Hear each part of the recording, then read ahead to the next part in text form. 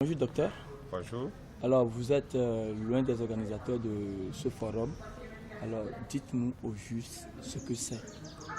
Alors, ce forum des étudiants de la jeunesse ADI est organisé en prélude au Conseil national d'ADI qui aura lieu demain 24 janvier 2015.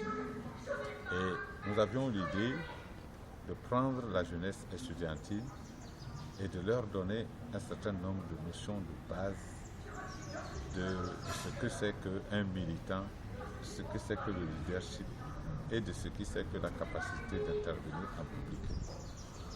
Parce que nous estimons que la relève doit être très vite prise par la jeunesse.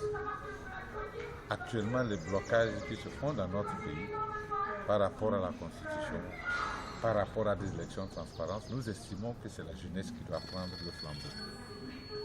Et comme la jeunesse a quelquefois des capacités limitées, parce que l'université ne leur donne pas ce type de formation, nous avons estimé qu'il était bon de les former pour qu'ils soient en mesure de prendre le flambeau.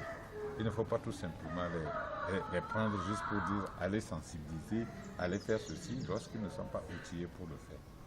Donc c'est le sens de cette formation et en même temps c'est le lieu de les inviter à être prêts pour servir dans les bureaux de vote, pour servir dans les activités du parti politique tout le long du chemin.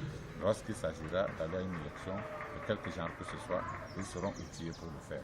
Alors quel résultat vous attendez à la fin de cette rencontre? Alors là, nous avons environ 300 jeunes.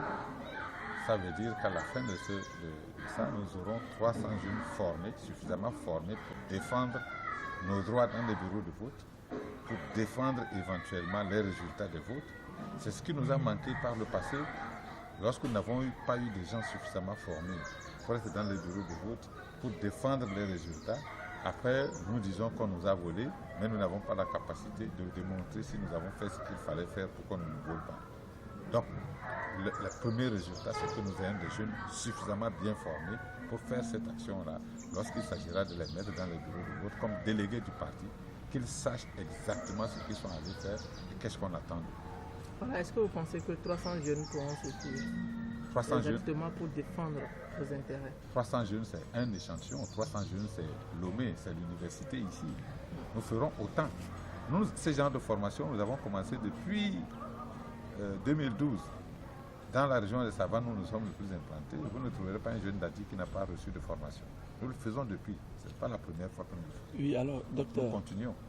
Nous avons vu dans les marchés, même les conducteurs de taxi moto porter des gilets sur lesquels vous avez écrit, ou bien le parti a écrit la carte va chercher ta carte d'électeur, etc. Absolument. Pourquoi cette idée? Là, c'est encore une innovation du parti.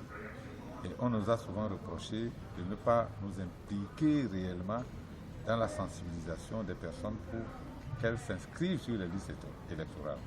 Et nous a dit, nous avons trouvé que l'abstention est plus élevée dans la zone méridionale, dans la zone sud. Quand nous avons fait nos tournées, nous avons trouvé des populations qui disent qu'elles n'ont pas de carte, qu'elles n'ont pas voté depuis 3 ans, depuis 3 élections.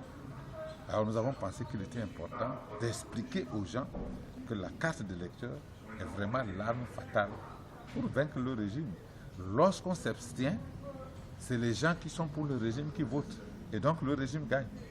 Si on ne s'abstient pas, si on dit nous avons voté plusieurs fois, on nous a volé, nous ne votons plus, eh bien, vous n'obtiendrez plus jamais la victoire. Donc il faut remobiliser les gens pour qu'ils soient prêts à voter et maintenant organiser les jeunes, organiser les gens à défendre véritablement le résultat des urnes. Ça, nous l'avons fait comme expérience dans les Savanes. C'est comme ça que le professeur Gogué et moi-même, nous avons été élus députés dans une zone hostile. Dans une zone où on pense que c'est une zone toujours entièrement acquise à l'opposition, nous avons réussi à nous faire élire. Ce n'était pas simple. C'est parce que nous avons organisé les choses de manière à ce que la tricherie dans les urnes et la défense après les résultats soient possibles. C'est ça que nous sommes en train de faire. Merci.